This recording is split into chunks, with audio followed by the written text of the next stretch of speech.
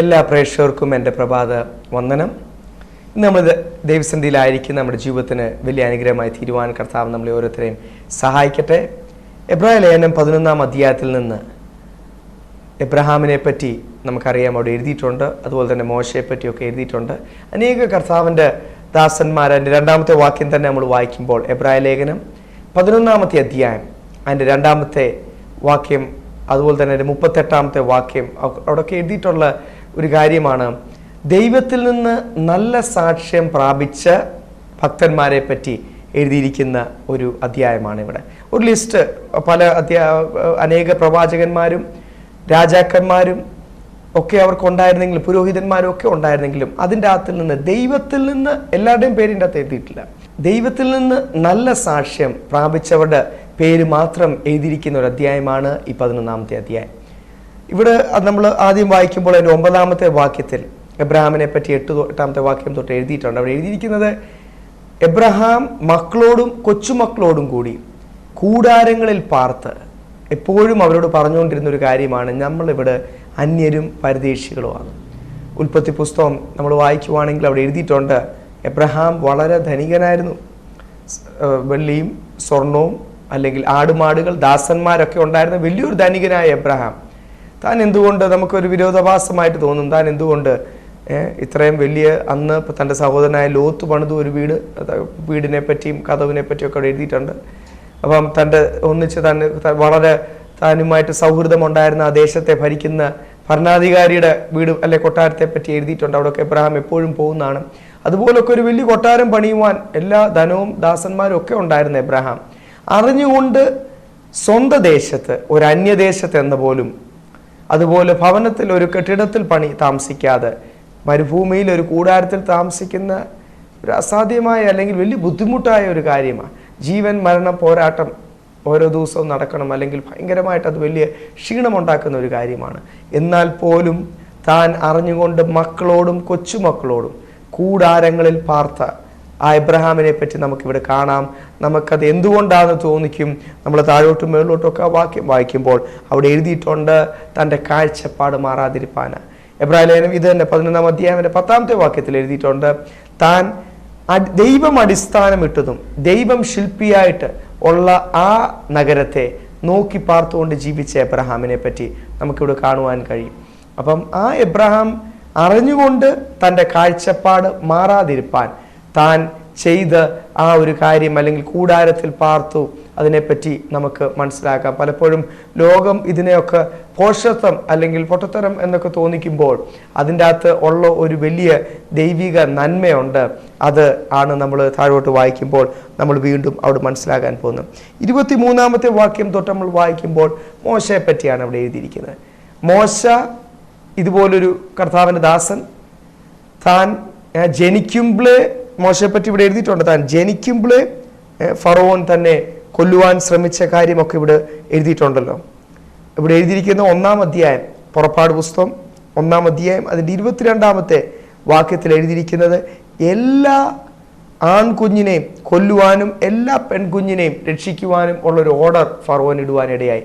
ആ ദേശത്തെ ഭരണാധികാരി അല്ലെങ്കിൽ ഈജിപ്ഷ്യൻ സംസ്കാരം ലോകത്തെ മുഴുവനും വാഴുന്ന കാലത്ത് ഫറവോൻ ഒരു കാര്യം പറഞ്ഞാൽ അതിൻ്റെ അപ്പുറത്തൊരു മറുവാക്ക് ലോകത്തിൽ മുഴുവനും ഇല്ലാത്ത കാലത്ത് ഫറവോൻ പുറപ്പെടുവിച്ച ഒരു കൽപ്പനയെ താൻ ഭരിക്കുന്ന അല്ലെങ്കിൽ തൻ്റെ കൺട്രോളിലുള്ള രാജ്യങ്ങളെല്ലാം ഈ കൽപ്പന ചെന്നു. ഇത് ആർക്കു വേണ്ടിയാ? സാത്താൻ ഫറവോനിൽ കൂടി ചെയ്ത ഒരു കാര്യം, ഒരഭിഷക്തനെ ഇല്ലാതാക്കി തീർക്കുവാൻ, അല്ലെങ്കിൽ ചില ദൈവപ്രവൃത്തി ഇല്ലാതായി തീരുവാൻ സാത്താൻ മുന്നമേ. ഇത് തന്നെ പുറപ്പാട് പുസ്തകം തന്നെ 2-ാമത്തെ അധ്യായത്തിൻ്റെ ആദ്യത്തെ വാക്യത്തിൽ എഴുതിയിട്ടുണ്ട്, മോശയുടെ അമ്മയും അപ്പനും അവർ ലേവ്യരായിരുന്നു.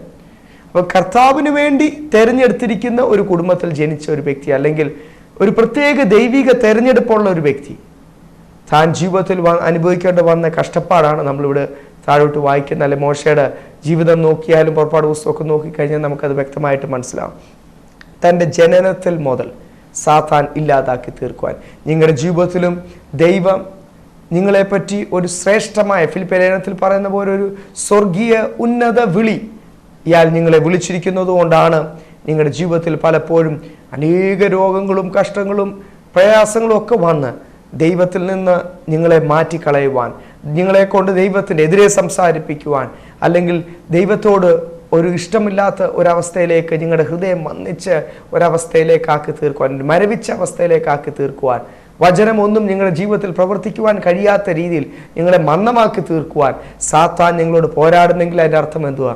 ദൈവം നിങ്ങളെ ശ്രേഷ്ഠമായ ഒരു വിളിയാൽ പലവട്ടം സാത്താൻ നിങ്ങളെ കൊല്ലുവാൻ ശ്രമിച്ചു കാണും, നിങ്ങളെ ഇല്ലാതാക്കുവാൻ ശ്രമിച്ചു കാണും, നിരാശയിലാക്കുവാൻ, ഒരു ഭ്രാന്ത് എന്നുള്ള രീതി അവസ്ഥയിലാക്കുവാൻ, നിങ്ങളുടെ ജീവിതത്തിൽ എന്തൊക്കെ പ്രശ്നങ്ങൾ ഇട്ടോ, എന്തൊക്കെ പ്രയാസങ്ങൾ ഇട്ടോ, നിങ്ങൾ തിരിഞ്ഞു നോക്കുമ്പോൾ അതിൽ കൂടെ ഒക്കെ ഞാൻ എങ്ങനെ കടന്നുപോയി എന്ന് പോലും നിങ്ങൾക്ക് തോന്നിക്കുമായിരിക്കും. പക്ഷെങ്കിൽ അവിടെയാണ് ഇവിടെ നമ്മൾ മോശയുടെ ജീവിതമൊക്കെ നോക്കുമ്പോൾ മോശയും ഇതിൽ കൂടെ കടന്നുപോയി, തൻ്റെ ജന്മത്തിൽ തന്നെ ഇല്ലാതാക്കി തീർക്കുവാൻ. പക്ഷേ എന്തൊക്കെ ഫറവോൻ ചെയ്തോ, സാത്താൻ എപ്പോഴും ഈ വഞ്ചകനായ സാത്താൻ, ബുദ്ധിയില്ലാത്ത സാത്താൻ എപ്പോഴും ചമ്മിപ്പോവും അല്ലെങ്കിൽ ലജ്ജിച്ചു പോകുന്നത് പോലെ ഈ പ്രാവശ്യവും ഈ പദ്ധതിയിലും നമ്മൾ നോക്കുമ്പോൾ ദൈവത്തിൻ്റെ ഒരു പ്രവൃത്തിക്കും സാത്താൻ ഒരു തടസ്സം നിൽക്കുവാൻ കഴിയത്തില്ല. അവൻ ശ്രമിക്കും, പല കാര്യങ്ങൾ ശ്രമിക്കും, ദൈവത്തിൻ്റെ പ്രവൃത്തി മാത്രമേ നടക്കത്തുള്ളൂ. നമ്മുടെ ജീവിതത്തെ ഈ വർഷം ദൈവത്തിൻ്റെ പ്രവൃത്തിക്കായി വിട്ടുകൊടുക്കാം. സാത്താൻ എൻ്റെ ജീവിതത്തിൽ വാഴില്ല, സാത്താൻ ഒരു പരിപാടിയും എൻ്റെ ജീവിതത്തിൽ ചെയ്യല്ല.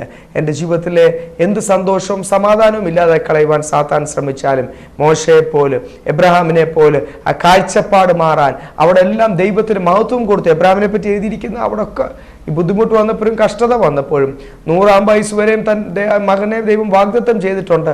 കാണാതിരുന്ന എല്ലാവരും പരിഹസിച്ചപ്പോഴും നിന്ന് സഹിച്ചപ്പോഴും അവിടെ എഴുതിയിരിക്കുന്ന അവരപ്പോഴും ദൈവത്തിന് മഹത്വം കൊടുത്തു. എബ്രഹാമും സാറായും ദൈവത്തിന് മഹത്വം കൊടുത്തു എന്ന് മേളിലോട്ടുള്ള വാക്യത്തിൽ നമുക്ക് വായിക്കുവാൻ കഴിയും.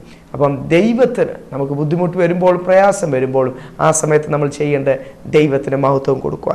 മോശയുടെ ജീവിതം നമ്മളിവിടെ നോക്കുമ്പോൾ മോശയെ പറ്റി ഒരു വലിയ സ്വർഗീയ തെരഞ്ഞെടുപ്പ് ഉണ്ടായതുകൊണ്ട് നമ്മളിവിടെ കാണുന്നു, സാത്താൻ അവിടെ ഇല്ലാതാക്കുവാൻ ശ്രമിച്ചു. വലിയ പോരാട്ടം, മോശ ഇല്ലാതാക്കുവാൻ എല്ലാ കുഞ്ഞുങ്ങളെയും കൊന്നു. മോശയുടെ അപ്പനും അമ്മയും ഒരു റിസ്ക് എടുക്കുന്ന നമുക്കിവിടെ കാണുവാൻ കഴിയും. നമ്മൾ ഇവിടെ വായിക്കുമ്പോൾ 23-ാമത്തെ വാക്യം വായിക്കുമ്പോൾ നമുക്കറിയാം, ഏത് ഫറവോൻ, നേരത്തെ പറഞ്ഞില്ല, പുറപ്പാട് പുസ്തകത്തിൽ എഴുതിയിട്ടുണ്ടല്ലോ, ഫറവോൻ താൻ എല്ലാ ആൺമക്കളെയും കൊല്ലുവാൻ ശ്രമിച്ചു. അപ്പം ആ ദൈവിക പദ്ധതി ഈ അഭിഷക്തനെയും ഇല്ലാതാക്കി കളയുവാൻ ശ്രമിച്ചെങ്കിൽ ഏത് ഫറവോനാത് ശ്രമിച്ച് ആ ഫറവോന്റെ ദൈവമാക്കി തീർത്തു മോശെ. Praise the Lord. ഏത് ഫറവോൻ, ഏത് സാത്താൻ ഇല്ലാതാക്കി തീർത്തോ ആ സാത്താന്റെ മേൽ അധികാരം തരുവാൻ, ആ സാത്താനെ നിങ്ങളുടെ കാൽ കീഴാക്കി നിങ്ങളുടെ കാൽ കീഴെ ചവിട്ടുവാൻ, സാത്താന്റെ മേലൊരു അധികാരം തരുവാൻ എൻ്റെ ദൈവം സർവശക്തനായ ദൈവമാണെന്ന് വചനത്തിൽ കൂടി നമുക്ക് വിശ്വസിക്കാം. അതാണ് ദൈവത്തിൻ്റെ വാഗ്ദത്തം. ഇവിടെ മോശയുടെ ജീവിതം നമ്മൾ നോക്കുമ്പോൾ ഏത് ഫറവോൻ തന്നെ ഇല്ലാതാക്കി കളയുവാൻ ശ്രമിച്ചോ ആ ഫറവോന്റെ ദൈവമാക്കി തീർത്തു എന്ന പുറപ്പാട് പുസ്തകം 7-ാം അധ്യായം 1-ാമത്തെ വാക്യം അവിടെ കാണുമ്പോൾ എഴുതിയേക്കുന്ന മോശയോട് ദൈവം പറയുന്ന, മോശയെ ഞാൻ നിന്നെ ഫറവോന്റെ ദൈവമാക്കി തീർത്തിരിക്കൂ. I have made you the god of Pharaoh. അപ്പൊ ഫറവോന്റെ ദൈവമാക്കി തീർക്കുവാൻ എന്ന് വെച്ചാൽ ഇപ്പം ദൈവം പറയുന്നത് മോശ കൽപ്പിക്കും, ഫറവോൻ അനുസരിക്കും. വീണ്ടും മോശയെ വിളിപ്പിക്കുന്നത്, മോശ കൽപ്പിക്കും, ഫറവോൻ അനുസരിക്കും. മോശ പറയുന്നതനുസരിച്ച് ഫറവോൻ ജനത്തിന് ഓർഡർ കൊടുക്കും, മോശ പറയുന്നതനുസരിച്ച് ഫറവോൻ സൈന്യത്തിന് ഓർഡർ കൊടുക്കും എന്നൊരവസ്ഥയിലേക്ക് ദൈവം തൻ്റെ അഭിഷക്തനെ ഉയർത്തി. ഫറവോൻ അറിയുന്നുണ്ടോ, അവനിൽ കൂടെ സാത്താൻ ഈ ഒരു വ്യക്തിനെ ഇല്ലാതാക്കി തീർക്കുവാനാണ് ശ്രമിച്ചത്, അവനാണ് ഇപ്പം എന്നോട് കൽപ്പിക്കുന്നതെന്ന് ഫറവോൻ അറിയുന്നുണ്ടോ? നമ്മൾ നോക്കുമ്പോൾ ഞാൻ പറഞ്ഞ പോലെ ഇവിടെ ആ ജീവിതത്തെ പറ്റി കാണുവാൻ തൻ്റെ അപ്പനും അമ്മയും വലിയ റിസ്ക് ഏറ്റ്, നമ്മളിവിടെ താഴോട്ട് വായിക്കുമ്പോൾ അവിടെ എഴുതിയിരിക്കുന്നത് തൻ്റെ അപ്പനും അമ്മയും ഏറ്റ് ആ റിസ്കിനെ പറ്റിയാണ്. അവര് വളരെ ഭയത്തോടുകൂടി ആയിരുന്നെങ്കിലും മോശയിൽ അവരൊരു പ്രത്യേകത കണ്ടതുകൊണ്ട് അവര് രാജാവിൻ്റെ നിയമമൊന്നുമല്ല അവർ ഭയപ്പെട്ടത്. അവര് എന്തായാലും സാത്താന് വിട്ടുകൊടുക്കത്തില്ല എന്ന് തീരുമാനിച്ച് അവർ രാജാവിനെ ഭയപ്പെടാതെ ദൈവത്തെ ഭയപ്പെട്ടു. ദൈവം ഞങ്ങൾക്ക് തന്ന കുഞ്ഞ്, ഞങ്ങളങ്ങനെ സാത്താന് നശിച്ചു പോകാൻ വിട്ടുകൊടുക്കത്തില്ല. കുഞ്ഞിനെ ദൈവകരങ്ങൾ സമർപ്പിച്ചു. ആ കുഞ്ഞിനൊരു ദോഷവും വരത്തില്ലെന്ന് അവർ വിശ്വസിച്ചതുകൊണ്ട് അവര് ഈ ഫറവോന്റെ അല്ലെങ്കിൽ മിസ്രൈമിൻ്റെ ഫറവോന്റെ കുടുംബത്തിലെ അവിടുത്തെ ഒരു പ്രിൻസ് അല്ലെങ്കിൽ അവിടുത്തെ ഒരു മന്ത്രിയുടെ അല്ലെങ്കിൽ ഒരു മകൻ്റെ കൊച്ചുമകൻ്റെ പേരൻസായി തീരുവാൻ, അമ്മയും അപ്പനുമായി തീരുവാൻ ദൈവം അവരുടെ ജീവിതത്തിലും ഒരു ഭാഗ്യം കൊടുത്തു. ഞാൻ പറഞ്ഞല്ലോ, സാത്താൻ എന്തൊക്കെ ശ്രമിച്ചോ ആ ഫറവോന്റെ കൊട്ടാരത്തിലാണ് ഇപ്പം അഭിഷക്തൻ വളരുന്നത്. ആ ഫറവോന്റെ കൊട്ടാരത്തിൽ നിന്ന് ആ ലാവിഷായിട്ടുള്ള ആഹാരവും അല്ലെങ്കിൽ എല്ലാ ട്രെയിനിങ്ങും 10, 30, 40 വർഷം വരെയും കൊട്ടാരത്തിൽ വളർന്ന് ദൈവത്തിൻ്റെ സമയമായപ്പോൾ ദൈവത്തിൻ്റെ പ്രവൃത്തിക്ക് വേണ്ടി തിരഞ്ഞെടുക്കുന്നു. ആ സമയത്ത് തൻ്റെ മുമ്പിൽ 2 ചോയ്സാണുള്ളത്. 2 കാര്യങ്ങൾ വേണേൽ തിരഞ്ഞെടുക്കാം. ഒന്ന്, ദൈവം തന്നെ ലോകത്തിലെ ഏറ്റവും ശ്രേഷ്ഠമായ ഉന്നതമായ ഫറവോന്റെ കൊച്ചുമകൻ എന്നുള്ളൊരു അവസ്ഥയിലേക്ക് കർത്താവ് ഉയർത്തി. ഫറവോന്റെ കൊട്ടാരത്തിലെ എല്ലാ നിക്ഷേപവും സ്വത്തും ധനവും ആസ്വദിക്കുമാർ വളരെ ഒരു ഉന്നതമായ അവസ്ഥയിൽ നമ്മളാണ് എന്തോ ചെയ്യും. നമ്മൾ അത് ഒരിക്കലും വിട്ടുകൊടുക്കുക. ദൈവം അത് കഴിഞ്ഞ് എന്ത് സംസാരിച്ചാലും കുഴപ്പമില്ല, അത് ഞാൻ വിട്ടുകൊടുക്കത്തില്ല എന്ന് പറഞ്ഞ് നമ്മൾ അവിടെ ഇരുന്നേനെ. പക്ഷെ ഇവിടെ മോശയെ പറ്റി നമ്മളവിടെ 23, 24 വായിക്കുമ്പോൾ 24 വായിക്കുമ്പോൾ അവിടെ എഴുതിയിരിക്കുന്നത് ഫറവോന്റെ പുത്രിയുടെ മകൻ എന്ന് വിളിക്കുന്നതിനേക്കാൾ അവൻ ദൈവമക്കളോടുകൂടി കഷ്ടം സഹിക്കുന്നത് തെരഞ്ഞെടുത്തു എന്നിവിടെ വളരെ വ്യക്തമായിട്ട് എഴുതിയിരിക്കുന്നു. മിസ്രൈമിലെ നിക്ഷേപത്തെക്കാൾ ക്രിസ്തുവിനോടുകൂടി ഹല്ലേലൂയ കഷ്ടം സഹിക്കുന്നതാണ് അവൻ തെരഞ്ഞെടുത്തത്. കാര്യം അവൻ ആ സ്വർഗീയ അവൻ പ്രതിഫലമാണ് അവൻ ഇച്ഛിച്ചത്. അവൻ 27-ാമത്തെ വാക്യത്തിൽ പറയുന്ന പോലെ അവൻ അദൃശ്യ ദൈവത്തെ കണ്ടുകൊണ്ട് അവൻ ഇതുവരെയും കണ്ടിട്ടില്ല മോശ ദൈവത്തെ.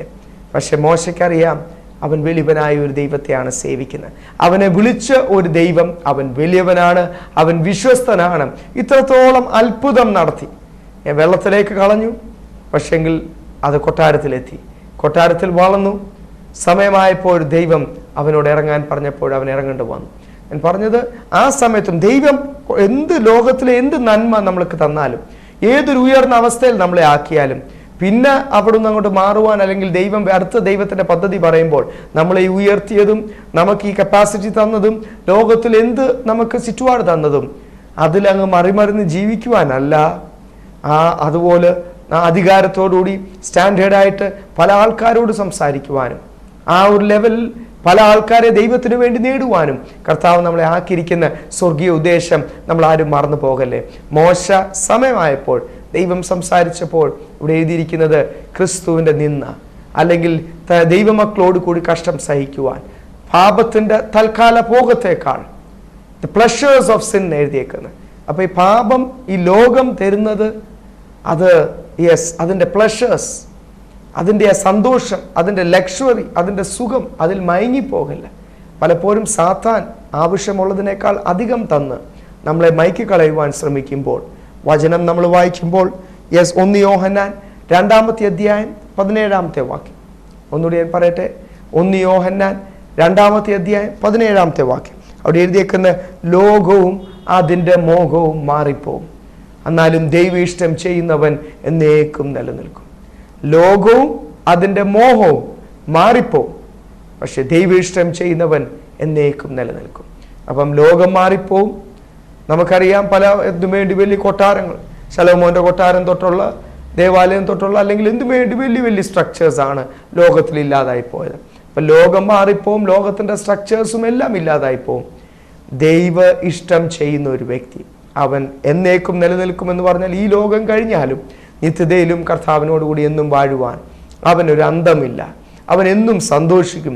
ലോകത്തിലായിരിക്കുമ്പോഴും അവൻ സ്വർഗീയ സന്തോഷത്തിലായിരിക്കുമ്പോൾ, ദൈവത്തോടു കൂടി ആയിരിക്കുമ്പോൾ നിത്യസന്തോഷത്താൽ അവൻ ദൈവത്തോടുകൂടി തുള്ളിച്ചാടി ആനന്ദിക്കുവാൻ തക്കതായ ഒരു രൂപാന്തരം നമ്മുടെ ജീവിതത്തിൽ ദൈവം തരുന്ന ദൈവത്തിന്റെ പദ്ധതിക്കായി സ്തുതിക്കാം. ദൈവവചനത്തിൽ കൂടെ കർത്താവ് നമ്മളോട് ഇടപെടുന്നത് 1 യോഹന്നാൻ 2-ാം അധ്യായം 17-ാമത്തെ വാക്യമാണല്ലോ നമ്മളോട് വായിച്ചത്. ഇവിടെ എഴുതിയേക്കുന്നത് നമ്മൾ വായിച്ചല്ലോ, ലോകവും അതിൻ്റെ മോഹവും മാറിപ്പോവും. 2 വാക്യം മുമ്പോട്ട് നോക്കിയാൽ അതിൻ്റെ 15-ാമത്തെ വാക്യം ഒന്ന് വായിക്കാം. 1 യോഹന്നാൻ 2-ാം അധ്യായം 15-ാമത്തെ വാക്യം അവിടെ എഴുതിയേക്കുന്ന ലോകത്തെയും അതിലുള്ളതിനെയും ഒന്നും സ്നേഹിക്കല്ല. നിങ്ങൾ അങ്ങനെ സ്നേഹിച്ചാൽ പിതാവിൻ്റെ സ്നേഹം നിങ്ങളിലില്ല. ലോകത്തെയും സ്നേഹിക്കല്ല, അതിലുള്ളതിനെ ഒന്നും സ്നേഹിക്കല്ല. Do not love the world and the things in the world എന്ന് ഇംഗ്ലീഷിൽ എഴുതിയേക്കുന്നത്. അങ്ങനെ നിങ്ങൾ ചെയ്താൽ പിതാവിൻ്റെ സ്നേഹം നിങ്ങളിൽ ഇല്ലാത്ത ഒരവസ്ഥ. ഇവിടെ എല്ലാം നമുക്കറിയാം. എബ്രഹാം ആണേലും മോശയാണേലും വലിയൊരു ഉന്നതമായ, എബ്രഹാം വലിയൊരു ധനികനാണ്, ദൈവം കൊടുത്ത സമ്പത്താണ്. അതുപോലെ മോശ നമ്മൾ നോക്കുമ്പോൾ അവൻ ഫറവോന്റെ കൊട്ടാരത്തിലാണ്, ഇപ്പം ഒരു രാജകുടുംബത്തിലെ ഒരു വലിയൊരു മന്ത്രി അല്ലെങ്കിൽ ഒരു പ്രിൻസാണ്.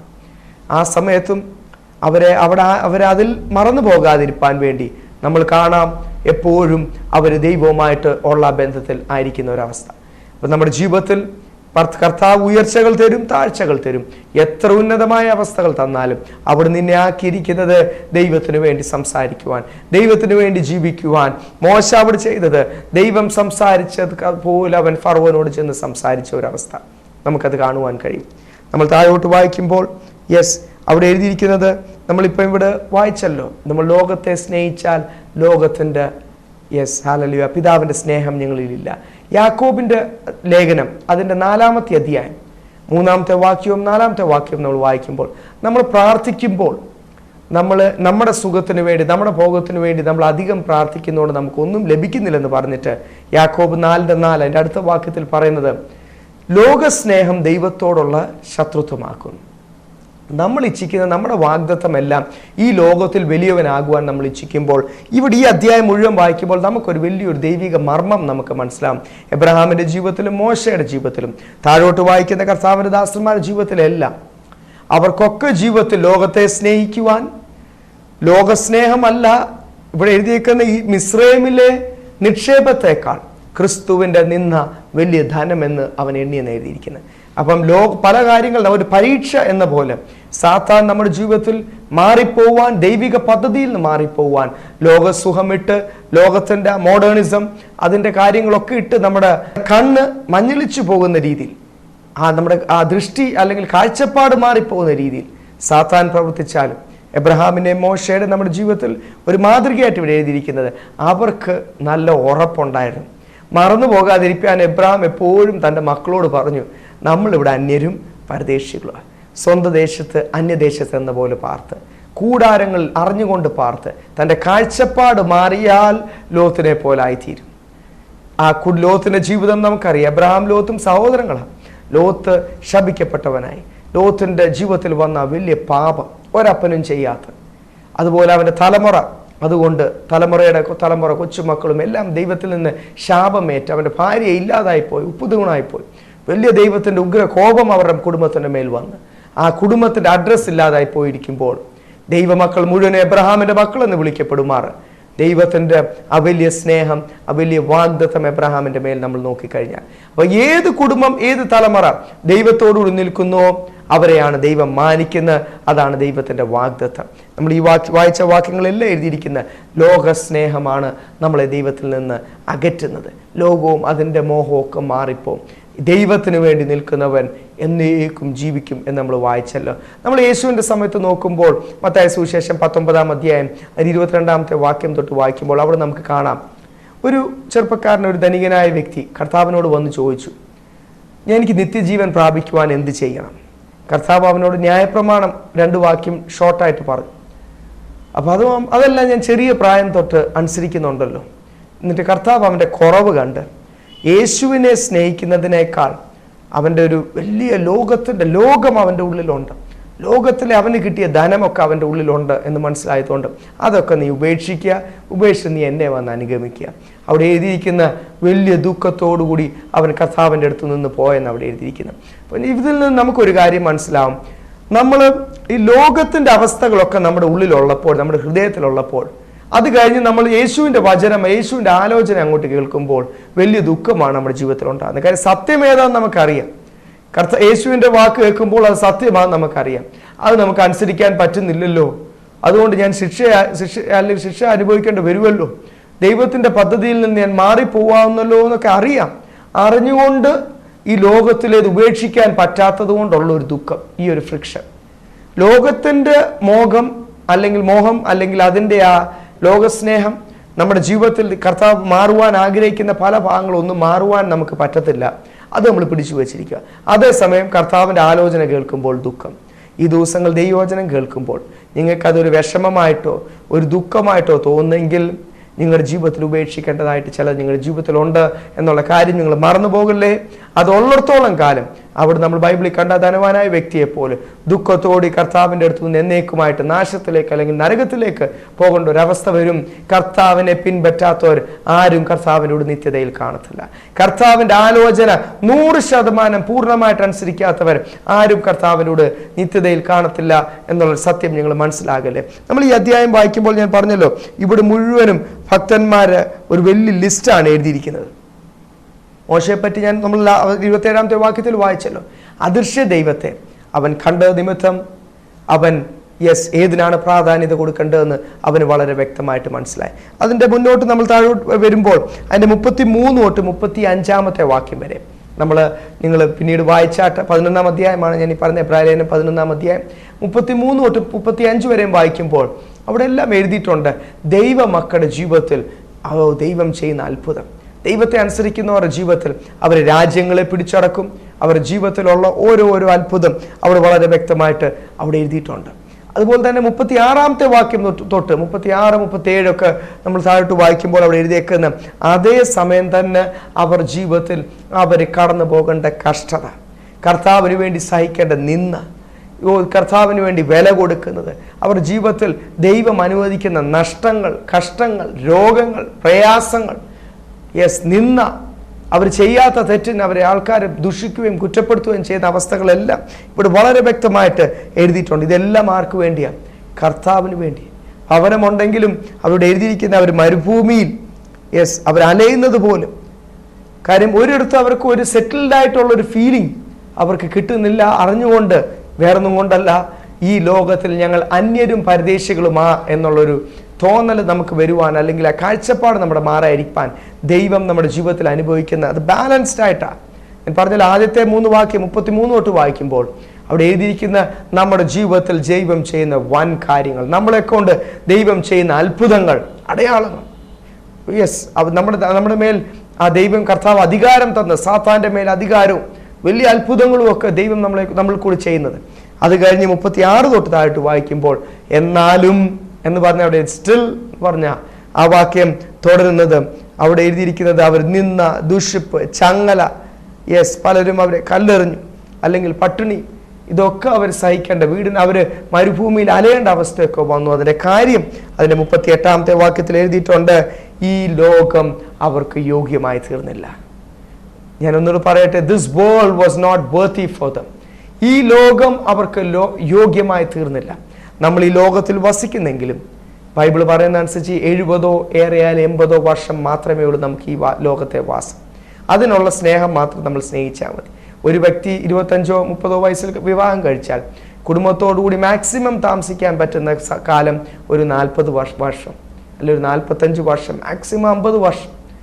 50 വർഷം എന്നൊക്കെ പറഞ്ഞാൽ ചിലർക്ക് മാത്രമേ അതിൻ്റെ ഭാഗ്യം കിട്ടത്തുള്ളൂ. അപ്പോൾ ഈ 40-45 വർഷം കുടുംബത്തോടുകൂടി താമസിക്കാൻ പലപ്പോഴും നമ്മൾ കർത്താവിനെ പോലും മറന്ന്, ഞാൻ പറഞ്ഞല്ലോ, സ്വർഗത്തിൽ ചെല്ലുമ്പോൾ കുടുംബമില്ല. അവിടെ ഓരോരുത്തരും ഒറ്റയ്ക്കാണ് കർത്താവിൻ്റെ ന്യായവിസ്താരത്തിൽ അല്ലെങ്കിൽ ന്യായസ്ഥാനത്തിന് മുമ്പിൽ നിൽക്കേണ്ടത്. അപ്പോൾ ആ ഒരു സുദിനത്തെ പറ്റി നമ്മൾ ഓർത്തുകൊണ്ട് അവിടെ കോടാനകോടി വർഷം, ലക്ഷക്കണക്കിനല്ല കോടിക്കണക്കിനല്ല, അന്തമില്ലാത്ത പോലും ദൈവത്തെ അനുസരിക്കുന്ന വിശ്വസ്തരെല്ലാം സ്വർഗത്തിൽ സന്തോഷിക്കുമ്പോൾ അനുസരണ കേട്ടവരും അവിശ്വസ്തത കാണിച്ചവർ നരകത്തിൽ നിലവിളിക്കുകയും കരയുകയും, അവിടെ എഴുതിയിരിക്കുന്നത് അവിടെ തീ കെടുന്നില്ല, അവിടെ പുഴു ചാകുന്നില്ല. പുഴു നമ്മളെ തിന്നുകൊണ്ടിരിക്കും, പക്ഷെങ്കിൽ ചാകുന്നില്ല. നമ്മുടെ ദേഹത്തിൻ്റെ അകത്തോടും പുറത്തോടും മാംസത്തിൽ കൂടെ എല്ലാം പുഴു തിന്നുകൊണ്ടിരിക്കുന്നത്, പക്ഷെ തീരുന്നില്ല, ചാകുന്നില്ല. അതിൻ്റെ വേദനയും ബുദ്ധിമുട്ടും ഒക്കെ നമ്മൾ അനുഭവിക്കും, ചാകുന്നില്ല. ആ ഒരു സമയം നിങ്ങൾ മറന്നു പോകല്ലേ. ഈ ദിവസങ്ങൾ കർത്താവ് പറയുന്ന ആ സമയത്ത് തന്നെ ദൈവം ആഗ്രഹിക്കുന്ന ആ രൂപാന്തരം നമ്മുടെ ജീവിതത്തിൽ വന്നാൽ എത്ര ധന്യമായിരിക്കും. നിങ്ങളുടെ കാഴ്ചപ്പാട് മാറാതിരിപ്പാൻ ഈ 38-ാമത്തെ വാക്യത്തിൽ പറഞ്ഞ പോലെ ഈ ലോകം നമുക്ക് യോഗ്യമല്ല. വലിയൊരു ലിസ്റ്റ് ഇവിടെ എഴുതിയിട്ടാണ് പറഞ്ഞിരിക്കുന്നത്. അവരെല്ലാം ദൈവത്തിൽ നിന്ന് നല്ല സാക്ഷ്യം ലഭിച്ചു. നമ്മൾ പലപ്പോഴും മനുഷ്യർ നമ്മളെപ്പറ്റി എന്തോ പറയുന്നു എന്ന് മാത്രമേ നമ്മൾ നോക്കുന്നുള്ളൂ. വെളിയിൽ നോക്കുമ്പോൾ ആ ഒരു നല്ല ഡീസൻ്റ് ആയിട്ടൊക്കെയാണ് ഇരിക്കുന്നത്, ഒരു ഷർട്ടൊക്കെ ഇട്ട് നല്ല ഡീസൻ്റ് ആയിട്ടിരിക്കും, നിങ്ങൾ വിചാരിക്കും ഒരാത്മീയനാണ്. പക്ഷെ ദൈവം നമ്മുടെ എൻ്റെ ആണേലും നിങ്ങളുടെ ആണേലും ഹൃദയങ്ങളെ ശോധന ചെയ്യുന്ന ദൈവം, നമ്മുടെ ഉള്ള അവസ്ഥ ദൈവത്തിന് മാത്രമേ അറിയുവാൻ കഴിയത്തുള്ളൂ. ഈ ദിവസങ്ങൾ ദൈവം നമ്മുടെ ഹൃദയങ്ങളെ ശോധന ചെയ്യുന്നു എന്ന് മനസ്സിലായിക്കൊണ്ട് കർത്താവ് ആഗ്രഹിക്കുന്ന ആ ഒരു വലിയ ദൈവപ്രവൃത്തി നമ്മൾ നടക്കുവാൻ നമ്മുടെ ജീവിതത്തെ ദൈവസന്നിധിയിൽ സമർപ്പിക്കാം. ഇതിൻ്റെ 38-ാമത്തെ വാക്യത്തിൽ ഞാൻ പറഞ്ഞല്ലോ, ഈ ലോകം നമുക്ക് യോഗ്യമല്ല. നേരത്തെ നമ്മൾ വായിച്ചല്ലോ, ലോകത്തെ സ്നേഹിക്കും, ലോകത്തെയോ ലോകത്തിലുള്ളതോ, the things in the world, ലോകത്തിലുള്ള ഈ വസ്തുക്കൾ നിങ്ങളുടെ ഹൃദയത്തിലുണ്ടെങ്കിൽ പിതാവായ ദൈവത്തിൻ്റെ, സർവശക്തനായ ദൈവത്തിൻ്റെ സ്നേഹം നിങ്ങളിലില്ല. ഞാനല്ല, സത്യവേദ പുസ്തകം പറയുന്ന ഒരു സത്യമാണ്. അപ്പം ലോകത്തോടുള്ള സ്നേഹം നമ്മുടെ കൂടുകയോ വർദ്ധിക്കുകയോ ഒന്നും ചെയ്യാതെ, അതിനാണ് വേർപാടെന്ന് പറയുന്നത്. പതുക്കെ ലോകത്തിൽ നിന്ന് വേർപെടുവാൻ എബ്രഹാമും മോശയും ഇവിടെ എഴുതിയിരിക്കുന്ന ദൈവത്തിൽ നിന്ന് നല്ല സാക്ഷ്യം ലഭിച്ച ഭക്തന്മാരുടെ ജീവിതം പോലും നമ്മുടെ ജീവിതവും വളരെ പ്രത്യേകതയുള്ളവരായി തീരുവാൻ, അവരുടെ തെരഞ്ഞെടുപ്പ് നമുക്കതിൽ നിന്ന് വലിയൊരു കാര്യം പഠിക്കാനുണ്ട്. എബ്രഹാം വേണയിൽ ഭൂമിയിൽ വലിയ കൊട്ടാരം വെക്കാമായിരുന്നു. അവൻ കൂടാരത്തിൽ അറിഞ്ഞുകൊണ്ട് പാർത്തു. സ്വന്തം ദേശത്ത് അല്ലെങ്കിൽ അവൻ കാശ് കൊടുത്ത് വാങ്ങിച്ച് താമസിക്കുവാൻ അവകാശപ്പെട്ട ദേശത്ത് ഒരു അന്യദേശം എന്ന പോലെ അവൻ താമസിച്ചു. അതുപോലെ തന്നെ മോശയുടെ ജീവിതം നോക്കിയാൽ അവൻ ഫറവോന്റെ കൊച്ചുമകൻ എന്ന് വിളിക്കപ്പെടുവാൻ ഉള്ള സ്ഥാനം അവന് ലഭിച്ചതാണ്. അവൻ അവിടെ ജനിച്ചു വളർന്നവനാണ് ആ സ്ഥാനത്ത്. പക്ഷെ അവൻ അതിനേക്കാൾ, അതുപോലെ തന്നെ ഫറവോന്റെ നിക്ഷേപത്തിന്റെ ഒരു ഷെയർ ഹോൾഡറാണ് അവൻ. സ്വർഗീയ അല്ലെങ്കിൽ ഫറവോന്റെ ധനികനായ ഫറവോന്റെ, ലോകത്തിലെ ഏറ്റവും ധനികനായ, ആ കാലത്തെ ധനികനായ രാജാവിൻ്റെ അവൻ ആ കൊട്ടാരത്തിലെ സ്വത്തിൻ്റെ മിസ്രൈമിലെ നിക്ഷേപത്തിൻ്റെ ഒരു ഷെയർ ഹോൾഡറാണ്. പക്ഷെ അതിനേക്കാൾ ക്രിസ്തുവിൻ്റെ നിന്നയാണ് വലിയ ധനം. ലോകം ഇത് നോക്കുമ്പോൾ അവരെല്ലാം പോഷന്മാരാന്നേ മാത്രമേ പറയത്തുള്ളൂ. അങ്ങനെയല്ലേ? ഇത്രയും അവൻ്റെ കയ്യിലോട്ട് അങ്ങോട്ട് കിട്ടിക്കഴിഞ്ഞിട്ട് എല്ലാം കർത്താവിന് വേണ്ടി വേണ്ട എന്ന് പറയും. എന്ത് പൊട്ടം, എന്ത് പോഷൻ എന്ന് ലോകം പറയുമ്പോൾ, നിങ്ങളോട് ഞാൻ ദൈവത്തിൻ്റെ ആത്മാവിൽ ഒരു കാര്യം പറയട്ടെ. ദൈവം നിങ്ങളെ മോശയെ പോലെ എബ്രാഹിമിനെ പോലും ഒരു ഭക്തനായിട്ട് ജീവിക്കുവാൻ, ദൈവത്തിൽ നിന്ന് നല്ല സാക്ഷ്യം പ്രാപിക്കുവാൻ, സ്വർഗത്തിൽ പോകുവാൻ ഒരു ഉന്നതമായ വിളിയാൽ നിങ്ങളെ വിളിച്ചിട്ടുണ്ടെങ്കിൽ, നിങ്ങളുടെ ജീവിതത്തിൽ ഈ പരീക്ഷയും പരിശോധനയും അവസാനത്തെ നാൾ വരെയും കാണും. വചനം പറയുന്നത്, എന്നാലും ജയിക്കുന്നവൻ എന്നോട് വാഴും. ആ സമയത്തൊക്കെ സാത്താന്റെ മേലും എല്ലാ പരീക്ഷകളിലും ജയം പ്രാപിക്കുവാൻ പെറുവെറുക്കാതെ എല്ലാത്തിനും ദൈവത്തിന് നന്ദി കൊടുത്തുകൊണ്ട് ദൈവസന്നിധിയിൽ നമ്മുടെ ജീവിതം സമർപ്പിക്കാം. നമ്മുടെ ജീവിതം ധന്യമായി തീരും. നിങ്ങളുടെ കാഴ്ചപ്പാട് മാറല്ലേ? നിങ്ങളുടെ വിശ്വാസവും പ്രത്യാശയും ഒക്കെ എല്ലാം ഉയരത്തിലേക്കായി തീരുവാൻ, മനുഷ്യനിലുള്ള വിശ്വാസമല്ല, ലോകത്തിലുള്ള പ്രത്യാശയല്ല. ഞാൻ 5 വർഷം കഴിയുമ്പോൾ ലോകത്തിൽ വലിയ ആളാകും എന്നുള്ള പ്രത്യാശയല്ല. ലോകത്തിൽ നിങ്ങൾ വലിയവനാകുവാൻ ഇച്ഛിച്ചാൽ ദൈവത്തിൻ്റെ ശത്രുവായി തീരും. ദൈവം നിങ്ങളുടെ ജീവിതത്തിൽ അനുവദിക്കുന്ന ഉയർച്ചകളോ, അത് ദൈവം നിങ്ങളുടെ ജീവിതത്തിൽ തരുന്ന സ്ഥാനങ്ങളോ, അതിനൊക്കെ ദൈവത്തിനൊരു ഉദ്ദേശമുണ്ട്. നിങ്ങളുടെ പ്ലാൻ അല്ല. അത് അവിടെ നിന്നുകൊണ്ട് ദൈവത്തിന് വേണ്ടി സംസാരിക്കുവാൻ, നല്ല മാതൃകയായിട്ട് ദൈവത്തിന് വേണ്ടി അനേകർക്ക് എൻകറേജ്മെന്റ് ആയിട്ട് ജീവിക്കുവാൻ ദൈവത്തിൻ്റെ ആത്മാവ് നിങ്ങളെ സഹായിക്കട്ടെ. നമുക്കൊരു വാക്ക് പ്രാർത്ഥിക്കാം. കർത്താവെ, പ്രിയമക്കളെ കർത്താവിൻ്റെ സന്നിധിയിൽ ഏൽപ്പിക്കുന്നു. വചനപ്രകാരം നല്ല കാഴ്ചപ്പാട് കൊടുത്ത് അവർക്ക് അനുഗ്രഹിക്കണമേ. അവരുടെ പ്രത്യാശ ഈ ലോകത്തിലല്ല, ഉയരത്തിലെ ദൈവം അടിസ്ഥാനമിട്ട് ശില്പിയായിട്ടിരിക്കുന്ന ആ സ്വർഗത്തിനെ പറ്റിയുള്ള സ്വർഗീയ പ്രത്യാശ അവരുടെ ജീവിതത്തിൽ കൊടുക്കണമേ. കാഴ്ചപ്പാട് മാറാതെ, അവരുടെ ചിന്തകളും ജീവിതം ഒന്നും മാറാതെ കർത്താവെ, ദൈവം അത് മെയിൻറ്റെയിൻ ചെയ്ത് അവരവസാനം സ്വർഗത്തിൽ പോകുവാൻ യോഗ്യരാക്കി തീർക്കണമേ. കർത്താവ്, ഞങ്ങളെ ബലപ്പെടുത്തിയില്ലേ, ഞങ്ങൾക്ക് പറ്റത്തില്ല. അതുകൊണ്ട് ഞങ്ങൾ ദൈവത്തിൻ്റെ വലിയ ബലത്തിന് വേണ്ടി അപേക്ഷിക്കുന്നു. കൃപയാലും സ്വർഗീയ ബലത്താലും ഇവരെ നിറയ്ക്കണമേ എന്ന് അപേക്ഷിക്കുന്നു. യേശുക്രിസ്തു നാം തന്നെ, ആമേൻ. നിങ്ങളുടെ എന്ത് പ്രാർത്ഥനാ വിഷയങ്ങളുണ്ടെങ്കിൽ ഞങ്ങളുടെ നമ്പറിൽ വിളിച്ച് പറഞ്ഞാൽ ഏത് സമയം നിങ്ങൾക്ക് വേണ്ടി പ്രാർത്ഥിക്കും. ദൈവം നിങ്ങളെ അനുഗ്രഹിക്കട്ടെ.